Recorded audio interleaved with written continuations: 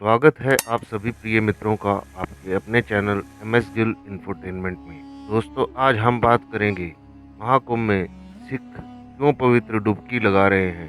महाकुंभ में शामिल 13 अखाड़ों में से 3 सिख धर्म से जुड़े हैं। वर्तमान में प्रयागराज में चल रहे महाकुंभ में 11 जनवरी को नगर कीर्तन के साथ गुरबानी कीर्तन और गतका प्रदर्शन का आयोजन किया गया था, जिसमें निर्मल अखाड़ा की उपस्थिति दर्ज की गई, जो 3 सिख संबंधित अखाड़ों आध्यात्मिक आदेश में से एक है, जो दुनिया की सबसे बड़ी धार्मिक सभा का हिस्सा है।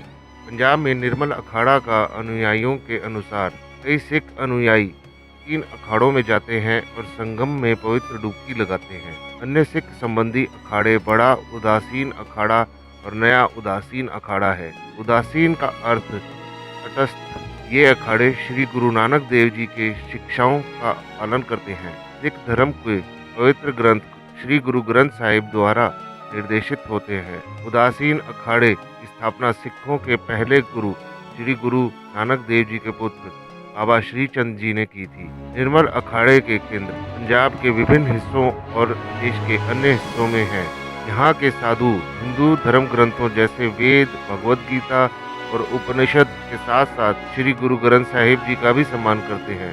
हालांकि अखाड़ों ने 3 फरवरी को महाकुंभ को अलविदा कह दिया, लेकिन कुंभ मेला 26 फरवरी तक जारी रहेगा। 29 जनवरी को सिख धर्म की शिक्षा देने वाली संस्था दमदमी टकसाल के प्रमुख हरनाम सिंह धुमा ने महाकुंभ में पवित्र स्नान किया। उन्होंने कहा कि कुछ सिख परंपराएं, खास तौर पर उदासीन और निर्मल अखाड़ों से जुड़ी परंपराएं कुंभ में हिस्सा लेती हैं। धुमा जी को दोनों अखाड़ों और उत्तर प्रदेश सरकार ने आमंत्रित किया था, क्योंकि उन्होंने कहा कि दमदमी टकसाल में बहुत महत्व है और किसी भी धर्म के प्रति कोई दुश्मनी नहीं है। सिख यूथ फेडरेशन, जो कि भिंडरावाला जी के द्वारा स्थापित की गई, इन्होंने उनके दौरे पर आपत्ति जताई तो धुमा जी ने यह भी कहा कि सिख गुरुओं ने प्रयागराज और काशी का दौरा किया था। सिखों के नामधारी संप्रदाय ने कहा, श्री गुरु गोविंद सिंह जी ने सिखों को काशी में अध्ययन के लिए भेजा था और उन्हें निर्मल कहा जाता था। उच्च शिक्षित सिख,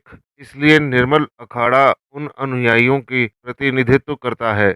उन्होंने कहा कि नामधारी संप्रदाय ने महाकुंभ में एक शिविर भी लगाया था और नामधारी संप्रदाय के कई भक्त पवित्र डुबकी लगाते हैं। नामधारी संप्रदाय के सूबा ने कहा कि पंजाब, हरियाणा और देश के अन्य हिस्सों से कई श्रद्धालु सभी 13 अखाड़ों में आए। नामधारी संप्रदाय के सूबा, उन्होंने कहा कि पंजाब, हरियाणा और देश के अन्य हिस्सों के कई श्रद्धालु सभी 13 अखाड़ों में आए हैं। उन्होंने सिख अखाड़ों के इतिहास को समझाने की जरूरत पर बल दिया।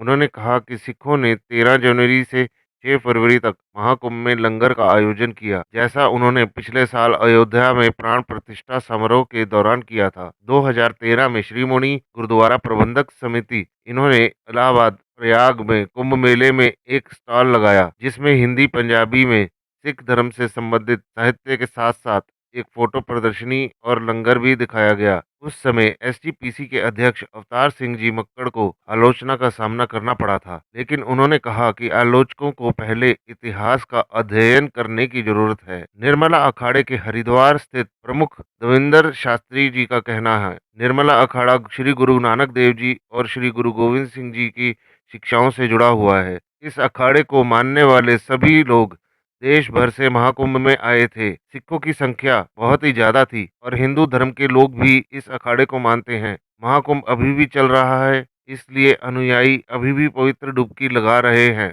अपना कीमती समय निकालकर हमें सुनने के लिए आप सभी प्रिय श्रोताओं का हार्दिक धन्यवाद। और भी आगे सिख इतिहास और जानकारी प्राप्त करने के लिए बने रहे हमारे चैनल के साथ। वाहिगुरु जी दा खालसा, श्री वाहिगुरु जी दी फतेह।